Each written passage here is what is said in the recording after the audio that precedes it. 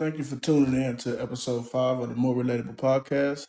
As before, um, if you haven't had time to check out 1 through 4, please check that out so you can catch up to kind of where we are right now.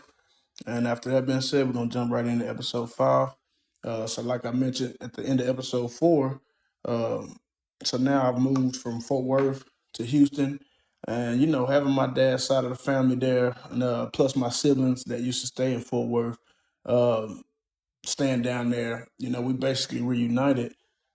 So it wasn't as tough as I thought it would be, and adjusting the move from my grounds of Fort Worth, where I was rooted, to a whole new city that I would only visit during summers sometime. Um, and after about a week, I want to say about a week, I was pretty much fully adjusted. I was settled in my granny's home. I've been fully trained and working by myself at the end of the first week at the job that I had started. And then my older cousin had basically, gave me his car. Since at the time he was driving a company truck for the place that he was working, and he didn't too much use the car during the week or the weekend. So he basically threw me the car. Me not knowing too much about Houston, I ain't had too much to go, but to work, back home, back to work, and back to the home. And that is till I got my first check. And then, that very day, me and my brother, we got us a big bottle of Ciroc. We had the little synthetic weed. And we rode around the whole 610, which is, if you're not familiar with 610, it's a whole loop around the entire Houston. We hopped on there, and man, we just turned on music and vibed out, And one night we got to see pretty much all the sides and areas of the less fortunate, all the way up to where Beyonce had once lived. We're riding around 610, and we didn't just stay on the highway the entire time. We exited and explored on numerous exits. You know what I'm saying? And I won't say we went deep off into the hoods in Houston. Not just yet. You know what I'm saying? We just like the surface of most hoods and most little rough areas and nice areas as well. But I will say we did stop in a lot of sections and hopped out at stores where a lot of people be uncomfortable. A lot of guns, uh, noticeable transactions being made, and it was just we wasn't on no tough guy shit. Honestly, it was just, it was coming with good vibes, and to me, once you learn how to move properly in one hood, you pretty much know how to move properly around, any other hood. You know what I'm saying? So just be respectful. And of course we were unarmed, we didn't even have no strap, we was just hopping out, vibing. And we even exited rich and fancy areas as well. And if I could be honest, hell, I would say, I was more paranoid and more uncomfortable in every one of those upscale areas. Why? I don't know. It's just like, wasn't scared. It's just like, shit, walking in unfamiliar territories and all eyes on you type shit. Uh, uh, but we still went. We still went when we chose to go. Uh, we even tried to pull up in the gated community where Beyonce once lived. And we saw the gate open. We tried our luck. And the security guard at the time, the gate was up. We saw the security guard in the booth. We just tried to pass right by him. And man, this dude whistled so loud, we heard him with the windows up. So we immediately hit a U-turn. And shit, maybe it was the car that gave it away that we didn't belong there. We was in like a 2000 something Mitsubishi Galant, And so yeah, hell yeah, I know he knew we didn't belong there, but we ended up pulling up to him and telling him we was just trying to hit a U-turn. And we was really trying to explore the damn neighborhood and shit. But after our little 610 tour, uh, we did find a few places that we eventually ended up going back to do shit like fishing and shit, you know what I'm saying? Hanging out by the water, shit like that. So after about a month of being in Houston, I would say I was fully settled and adjusted to Houston, its people and the laws, you know what I'm saying? So uh, now at this next part, I really don't even like, speaking too much about, because when I have told people in the past, just seeing their face expressions, it was kind of like, man, shit, like I'm lying and shit. But whatever is part of my story. Believe what you want to believe. Um, but this shit is, like I said, it's a part of my journey, so I'm gonna share it. So as you know, at this time, I'm living in Houston at my granny's house, and no one had my address. Not my mom, not Jessica, my kid's mother. Uh, I mean, they knew I moved, of course, but they didn't have the address to my granny's house. Uh, and still then, these three, you know what I'm saying? I mean, with them knowing where I moved to, they still didn't know the physical address. So, so on a normal operating day, I came home from work. My grandmother was outside, just so happened to be checking the mail right when I was pulling up. So I hop out, give a granny a kiss and a hug. And as we walking up to the driveway, she handed me a piece of mail uh, with my name on it. That was crazy because I started thinking like, damn, who the hell know my address to send me mail this fast? The only thing I could think about was my job, maybe sending something or, how they send the what's them called, the little check stub shits in. So I'm thinking, okay, maybe my job sent something. So I go in the house, go to my room, and I open up the mail, and at the top of it in bold letters it read, "For your eyes only, or will be consequences." Straight like that. So I'm like, what the fuck? So, the letter start with telling me um, they was an organization, and they've been watching me for a long while now. And by the second page, or might as well the back of the first page, they were telling me my life, like literally shit that situations I remember and I encountered, stuff that some people didn't even know. They put all this in this letter. So I'm like, okay, now they really got my attention. I'm like, damn, how, who the hell typing this and know this about my past and know what's going on. And they was also explaining how they would have reached out earlier, but they just mentioned the things I was going through, and I wasn't prepared or ready mentally for uh, what they were trying to offer. You know, so then in the letter, they also explain, how if I took this offer, I would be offered a high seat in the organization, millions of dollars, uh, all that good shit. Then I got all the way to the last page, which this is a 7-page letter, front and back. So I get to the last page, and there was a list of all music artists that was a part of this organization. And I won't mention any names, but um, and then and at the bottom of the last page, it had a long number that I can remember started with like 6 or 7 zeros, and then 11 to 12 numbers after that. That for me to fax back to my acceptance letter if I wanted to accept the offer. Uh, Shit. Throughout this whole 7-page letter, front and back, it stated again, "For my eyes only, or there will be consequences." But just so happened Jessica was coming into town later that night. When she got there, I let her read it. I let my brother read it, and then I sent the shit to Fort Worth to my mama. You know what I'm saying? With her having a more close relationship to God than I had at the time, I wanted her to just go over and see what vibe she picked up. So after she received it, I called her. She read it, uh, and I asked her what she had did with it. She told me she burned it. She called. She said, "Yeah, that's some kind of Illuminati type organization. We ain't going for it." And I agreed. I call it what you may have. I agreed. I wasn't going for it. And my honest mindset at that point was, if this organization reaching out to me, hell, labels got to be coming next type shit. Somebody got to reach out. After this shit. Um, I remember even calling Justin, my partner Justin, and telling him about the letter. And his reply was the same as mine. He's like, "Man, shit, you know, I'm thinking about moving back to Texas, such and such, bro. And man, if they hitting you, man, you got to be on the labels radar, such and such, and all of that. And so then we got kind of heavy on him moving back to Texas. Uh, and he was kind of like, shit, once you stack up some paper, you get your apartment, and whatnot. I moved down there, shit. We roommate for a little bit, then go from there.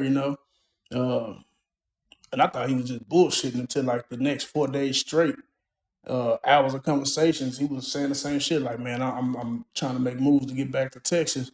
Uh, and then eventually he wanted to move his mom down as well, which was cool with me. Shit, like my buddy coming back to Texas. You know what I'm saying? We already done lost two of them, and then us two link back up. Shit, what could be the wrong in that? You feel what I'm saying? Uh, so by the end of that week, I can't remember the day off top, but I do know it was a late night, like November 14th, some shit. Uh, Mama Ann called me, which is Justin's mom, and she called me.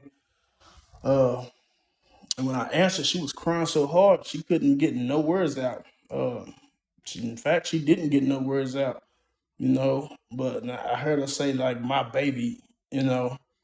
Uh, and by this time, me, noticing the time it was and the pain I heard in her voice, I automatically knew, without her saying too much or nothing, I'm understanding, something happened to Justin. You know what I'm saying? Because why else would, in my mind, why else would she be calling this late, crying like this? So by this time, I'm up at the edge of my bed, uh, fully waking up, and I'm asking her, Mama, what's going on? She said, baby, Justin gone. I dropped the fucking phone. I'm not. That was man. At this time, losing Yannick and Cameron already, and the bond between me and Justin growing even stronger. You know, this shit was literally, it's like, man, I don't know. I haven't felt this kind of pain before. Like literally, as I stated before, we was fighting for our lives in courts at the same time. There wasn't a court date that passed. We didn't call each other that morning and pray with each other. Even when my boy got sentenced to his year, he had a phone. We put the money together, got him a phone in that bitch, and we talked down there every day. He didn't he didn't miss a beat. So once he got out, same thing. We talking every day, day in, day out. So when I got this call, this is my first time ever saying, this out loud to anyone. Once I got that call, the thing that I couldn't stop thinking about was, the fucking letter. I couldn't stop thinking about the letter, and not like the whole letter per se, just the bold letters at the top that said "for my eyes only" or there'll be consequences. My world and it basically halted. Literally stopped. I was fucking lost. I ain't no other words to put it. So for a few days, I couldn't eat, I couldn't sleep. Um, I think I had like 4 days, no calls, no shows at work. I remember going to my probation office in Houston.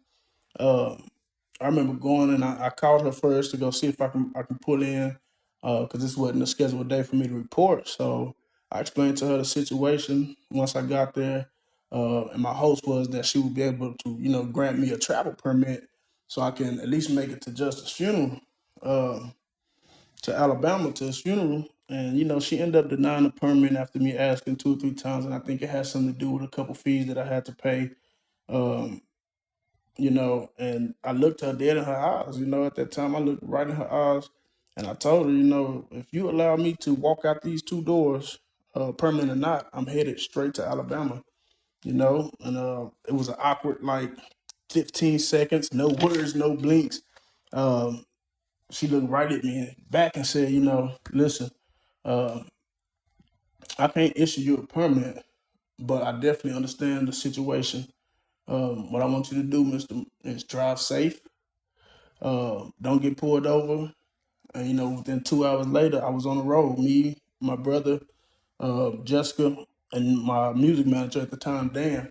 Um, and to be honest, it was a long, solid trip from Houston to Mobile, Alabama. And Dan and Justin had knew each other before me and Justin. So I believe he was the only one in that car that could, feel this hurt and the pain that I was feeling. He was the only one that could relate to it in that car at the time, with the relationship that he had with Justin as well. And Justin was the one who connected us and said, hey, before he passed, hey, make this dude your music manager. He graduated from TCU. He did that. And so I did, So during the ride, so much was going through my damn mind, man. 3 brothers I would have had died for, you know, just took in an instant. Like on like what the fuck? Just took them right from under me. One thing I remember thinking, I never told anyone this either, uh, but it had crossed my mind, every other minute. This can't be because I showed that letter. You know what I'm saying? I kept thinking that, like, man, I know this shit ain't happening because I showed this letter. But then again, it happened so fast after me receiving and reading the letter and sharing it. Um, man, my mind couldn't really go too far from, it wasn't because I shared the letter, Uh, I mean, whoever sent the letter had undoubtedly was keeping an eye on me because, like I said, they had mentioned a lot of shit that was going on in my life and certain situations that people didn't know about. So, whoever sent me this letter has somehow been watching. I'm just gonna say that they've been watching all the way back to uh, preteen years, And I vividly remember, um, I remembered in this letter, I said it had to be some truth in it. I remember telling myself, it had to be some truth in it, um, because like I said, who the hell got this information, right? That they were sharing in this letter. Who else will sit there and take the time to send me this kind of letter? Not nobody that I know. Honestly, nobody. Um, Man, after having them thoughts for a couple hours, my mind immediately just kind of converted back to the old ways and the old thoughts and thinking. You know what I'm saying? I didn't want shit but revenge. Uh, I at this time I was going for my brother's funeral and not knowing shit about Alabama, no roads, no streets, no nothing. I wanted to ride around. I wanted revenge. I wanted to find who the fuck it is, who did it, what's going on. Uh, I wanted him to hurt like me, you know. Uh, in my head, I kept telling myself, I don't give a damn if I had to wipe out his whole family to get to him. That was my mode, I just needed to get to Alabama with my mind frame. I wanted to get some groundwork in, Um, and before I did that, I also started thinking, okay, to go to war to do anything, it costs some money. So again, it crossed my mind. Um, Damn, I need to find a way to get a hold of this organization. I haven't told nobody this thought either, but it crossed my mind. I wanted to actually, so I can come up with the quickest funds possible. You know, I wanted to. My mind was trying to remember like either the fax numbers or whatever to this organization because I remember them promising me millions, and at the time, so that was the quickest way to that millions, so I can tear up Alabama in the most disrespectful way, looking for my brother's killer.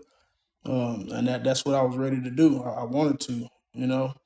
For the rest of the ride, I tried remembering them damn fax numbers, and I honestly could not get past the 7 zeros. I don't remember shit else after that. Thank God my mom burned that letter, and I didn't go that route, right? Um, so once we get there, we get to Alabama. The whole family, Justin's whole family is outside. You got some crying, you got some frying fish and playing cards, consoling one another. And Mama Ann was locked in the bathroom, from which I was told she had been in there a couple hours just crying and smoking cigarettes, back to back. So I went in the house, and I remember sitting by the door. I just sat down. I didn't even knock. uh, I just started talking through the door, and with me talking, she wasn't replying. About 2 minutes in, she wasn't replying to nothing, but I can just hear her sniffling and lighting a cigarette, um, and I can just hear her keep crying, and maybe after 10 minutes, 7 to 10 minutes, the door unlocked, opened slow, and she just fell into my arms, uh, and no words were said. She just hugged me tight for maybe 15 minutes, crying. And hell, it made me cry. I started crying my damn self. I mean, it wasn't nothing else I could do. This was her only child and my best friend in the world. Um, so I know I couldn't feel what she felt, but on my level, it was enough. It was too much for me to bear, at that moment. Um, so afterwards, I had to take some shots. I had to get drunk. I had to get unsober. I had to do something because I just started getting too many thoughts in my head, too much around. I couldn't put shit together, no thoughts or anything. Uh, and at the time, I couldn't smoke, like I said, because being on probation, uh, I just knew I didn't want to be sober. I didn't want to be sober. So the first night we got there to Alabama, we did visit Mama Ann. Then we ended up staying in a hotel because she had a packed house. But the second night, some people went home, and we got to stay that night at Mama Ann's house. The night before the funeral, which that night it was a very heavy sadness, like depression cloud over the entire property. Um, just everybody was hurt due to this right here, and every just in deep thought, everybody just in deep thought, and at this moment again, um, I went back to the revenge. I wanted revenge, seeing his mom sitting there crying and having no answers, and nobody can really, you know, she couldn't really cope. Again, this is her only child, and it started pissing me off again to where the revenge came back in my head. I wanted this guy to feel what the fuck I feel. And like I said, I didn't care if I had to go through his entire family, if I found him and take him out, to bring him out, to get to him. And that was my whole thought process. I remember Justin's dad sneaking out to ride around, and I knew what he was doing. Um, Pops was from the streets too, so I went to him, um, talked to him. He was like, he kind of looked at me, and I told him, Pops, this is my brother, uh, just the uncle to my kids. I'm hopping in here and I'm riding with you. Um, and that's exactly what the hell I did. He had no questions after that. We didn't even know where to start. I'm not gonna lie to you. We rode around. We just rode around, asked a few questions, asked a few this and that. And after riding around for a while with no leads or nothing, we ended up going back to Mama Ann's house. Drinking, playing cards, talking, reminiscing, and all of Justin's friends from Fort Worth had also came. The day of the funeral. Um, they showed up out there, and a couple of them I knew. Those from the west side of Fort Worth. Most of them was, and I remember looking up, and this is by the next day. Okay, this we ended up going to the funeral. The next day was the funeral, um, and I remember just looking at Mama Ann on the front row. Uh, every second was tearing her apart, and that man, that it was tough. It was tough for me. But overall, it was a beautiful home going for my brother. They had the dove releases, and individuals who spoke and sang. They did their thing, And after the burial, we ended up going back to the church where they served food, which I couldn't eat or nothing. I was just really going in support of Mama Ann and chilling with her. And so after everybody ate and mingled for a little bit, we ended up going back to Mama Ann's house afterwards. Um, and I sat with her for a few hours, and I remember we just talked and reminisced, um, and had a lot of happy talk about Justin. I saw her first smile since I had been there. She actually cracked a smile. It didn't last too long, but it was there. Um, so with Dan, my manager, and Jessica having to get back to work, we ended up having to leave that night, hitting the road back to Houston. Um, the entire ride, only thing I could think about was all the times I had with my brothers. You know what I'm saying? Like all the good times, bad times, the studio times, the shootouts, the putting girls in fights, whatever it was. I could just replay everything vividly. All the way back to Houston. Um, and it was a tough ride again. Like I said, it was a quiet ride back too. um, but man, I'm my bad. I'm trying to keep from reminiscing and tearing up now. But man, I did everything with my boy. And that one really took a hit. It took a toll on my life when we lost Justin. Um, so getting back to the house in Houston, I remember breaking down, being upset with God, even questioning him. Like I remember even asking him repeatedly, why would he take all my brothers and leave me? I was pissed, and I know we shouldn't question God, but at that point, man, I wasn't really trying to hear too much. I really wanted answers. I wanted to know, like, why the hell am I the last one here? You took everybody from me, and that shit kind of hurt it. I felt like I was alone, nobody to talk to. Of course, I had my brothers, but you know how you have relationship with your siblings, and then uh, brothers that you end up gaining through friendship. You kind of tell them, you kind of share different stuff with them, and do different stuff that you wouldn't do with your siblings, because I don't know. I can't really explain it, but you get what I'm saying. I believe you get a friend, a best friend, share stuff with that best friend, chill with that best friend. you and your brother, your siblings got this relationship, and you and your best friend got this type of relationship. You get what I'm saying? Um, so I remember, yeah, I was going off at God. Um, even breaking up with Jessica, even though we were already separating in this point, I broke up with her again when we got to the house. She really just took that trip in support of me. Because even though we were separated at that time, we were still hanging out and whatnot. Um, so I commend her and I thank her so much for even going to for that support because I needed that. You know, um, and so a few days later, I was at my grandhouse. Like I said, me and Jessica had separated. I remember a few days later, my baby mama had ended up calling me and said she was gonna bring my daughter down uh, to visit, which she did. Uh, and when she got there, we ended up going to the beach or whatever and out to eat. And I didn't know she had posted pictures on Facebook of us at the beach. I had no idea. Um, and on our way back home, Jessica was calling back to back to back to back. Uh, little did I know she had saw the damn pictures that my daughter's mother had posted on Facebook.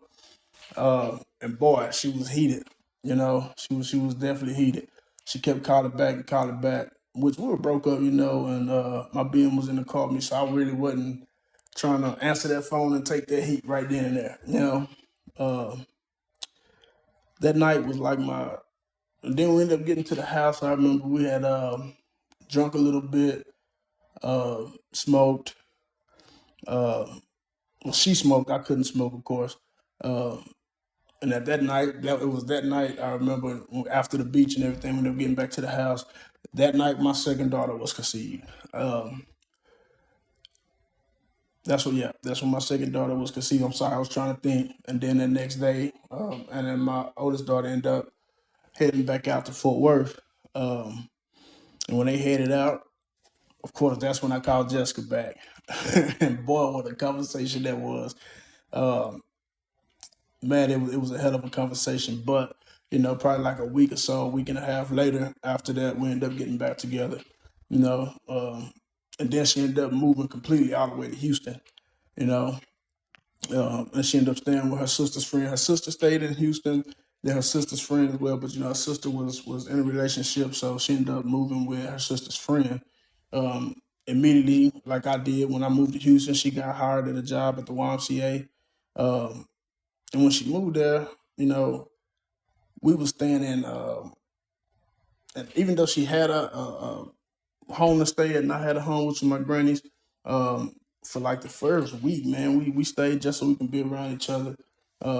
We stayed in a hotel that was directly next door to my job. Um, and then after that week, we ended up staying probably like 2 or 3 nights out of every other week, just staying in that hotel together, chilling and whatnot. Um, and having her move there, I must admit, was 30 times better. You know, we were going out on dates, riding around Houston, spending a lot of time together, going to the beach. And when I wasn't with her, I was with my brother, which we was always chilling in the car. Yeah, this is the only one, my older brother, I sit in the car with a drink. I write music, and he was the only one I ever rapped my music to before I ever recorded. So we'll sit and do that for hours. He'll sit there and listen to me rapping and critique some of my stuff. So that's what I was doing on the time that I wasn't at work or with Jessica, right? Um, so a few months passed, and I get a call from Anna, and she's telling me she's pregnant, right? So as soon as I get off the phone with her with that information, that news, I immediately called and told Jessica. And boy, her reaction, uh, I had no choice but to respect it. I'm not gonna lie to you. I had no choice but to respect it, um, because where her anger was coming from. By this time, uh, me and Jessica had probably bought about 4 or 5 Plan B pills. Avoiding having a baby at this time. And even with her expressing how bad she wanted to be a mom, and here we are. Anna's finna get ready to have another kid of mine. You know, after us only breaking up for like a week and a half, so that didn't that didn't sit right with Jessica whatsoever, and I had to respect anything that came with it, 100%, her anger and all. Hell, I even cried with her at one point. So for the next few weeks, it was a lot of quiet treatment, cold shoulder, tried taking her out. It was all decline, right? Everything, taking her out to eat, get her nails done, whatever, it was all decline.